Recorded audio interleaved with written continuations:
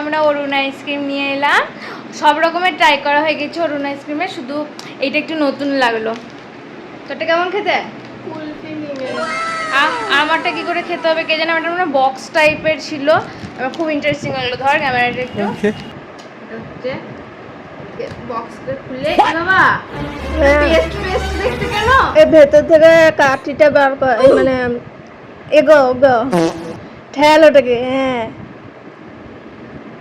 একটু নিয়েই মুশকিল হয়ে গেল। ধরে ঠেল রে। হ্যাঁ, এইভাবে ধরে ঠেল। এবার কি এই বাবা, জ্যাম হয়ে গেল তো আইসক্রিমে।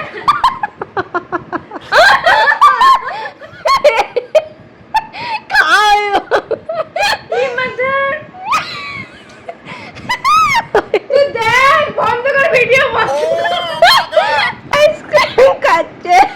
কি ভেতরে কি, মানে এটা কি করে খেতে হয়? কি করছিস?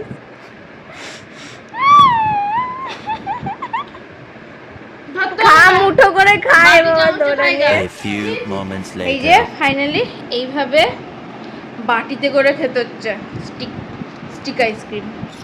এটা কিন্তু খেতে ভালো, খেতে হেভি। ভেতরে বাদাম দেওয়া আছে, খেতে দারুণ। কিন্তু আমি আর এটা কোনোদিনই কিনবো না। ভেতরে বাদাম আমারটা ছিল। ভেতরে ওই ক্যাডবেরিজের যেরকম ক্রাঞ্চি একটা থাকে ওটাও আছে, খেতে দারুণ। এটা একটু খেয়ে দেখ, খেয়ে দেখ এটা। কোথায় ফেলে দিলি ওটা? বল খেতে কেমন? খেতে দারুণ না? এটা দারুণ খেতে, কিন্তু আমি আর জীবনে কিনবো না। এরকম হয়ে গেল, ছি ছি ছি। এটা বলতো রাস্তায় হলে কি হতো।